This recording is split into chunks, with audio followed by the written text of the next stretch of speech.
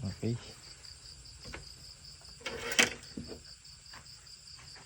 Dong.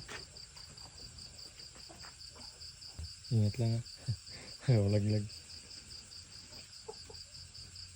Yan mga ka-agri. Ngayong gabi po ay magkakandling kami. Iilawan po namin yung itlog kung nag-develop po. Dito mo lang doon patong doon. Yan tayo mag-candling. Itong incubator namin mga ka-agri ay DIY lang po. Bali yung kuya ko lang mga ka-agri yung gumawa nito. Yan. Pang ano po yan, 500 capacity po. Ayan po yung setup namin.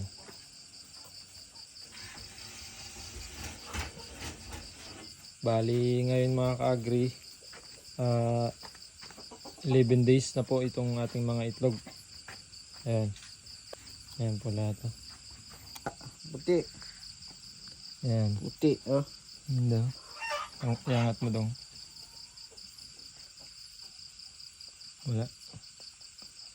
Ayan. Reject yan. Buti talaga. Oo. Dito. Ayan. Ito mayroon.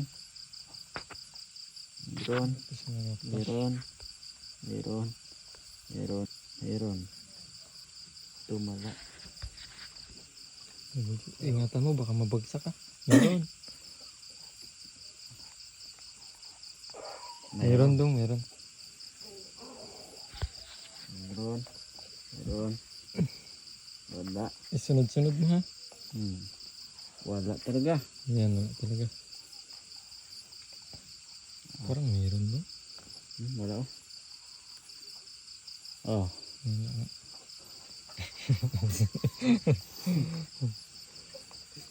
Ayan mga ka-agri. Meron. Meron. So ganyan lang po yung pamamaraan namin. Meron. Ayan. Sisiw. Ayan. Kapag mapansin nyo po mga ka-agri na yan po, pakita natin dong. Yan, yan dong.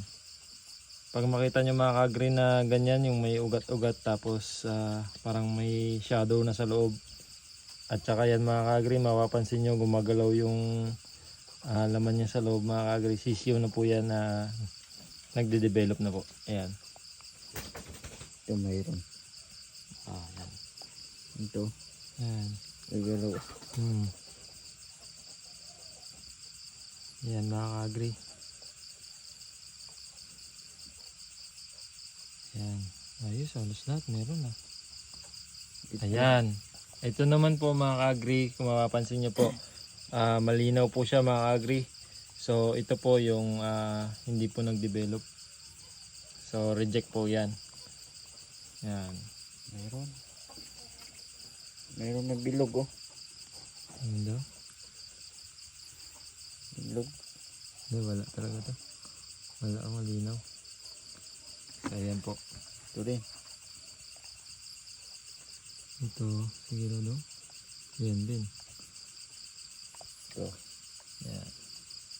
Yan. Ito wala. Double check mo, parang meron eh. Ayan talaga oh. Ito dalawa to. Kambal. Nagagalaw na nga oh, pansin mo. Yan. Yan mga ka-agri, gumagalaw na yung mga sisiw.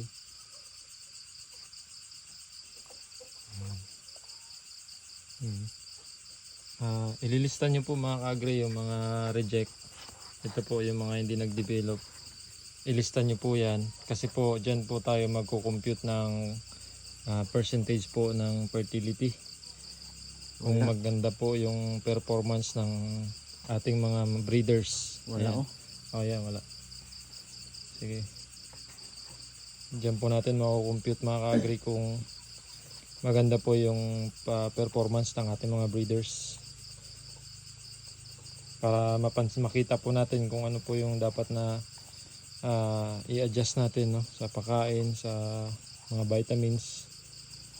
So diyan po natin makikita. Okay. Wala yan doon.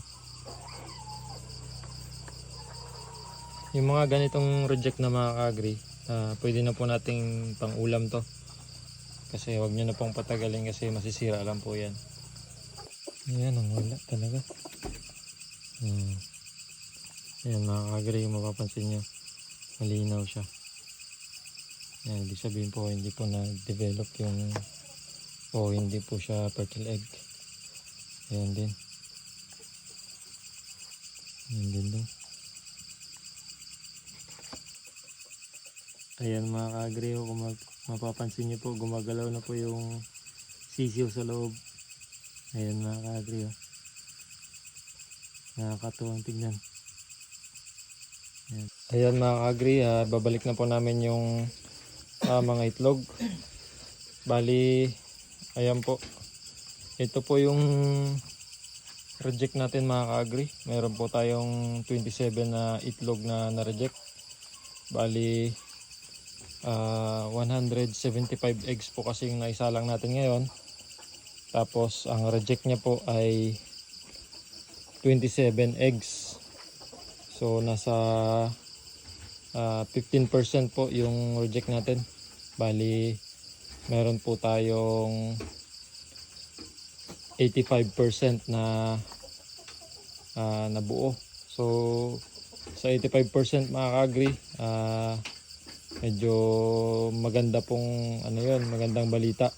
Kasi po at least 85% po yung fertile egg natin na naisalang ngayon.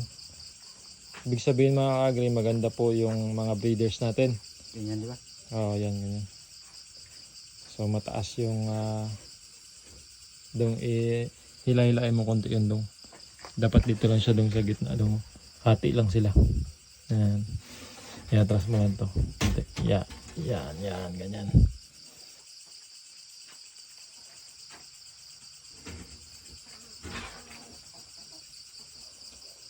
Yan, okay. Sige, pandar. Ayan, ito po mga ka-agri yung ating DIY na incubator. Ayan po. Bali, si kuya lang po yung gumawa niyan mga ka-agri. Ayan, susunod po, hatcher naman po kasi po 12 days na po to. Pagka 18 days po, ililipat na natin sa hatcher yung mga itlog. So, yan lang po mga ka-agri. Maraming po salamat sa inyong panonood. Happy farming po sa ating lahat.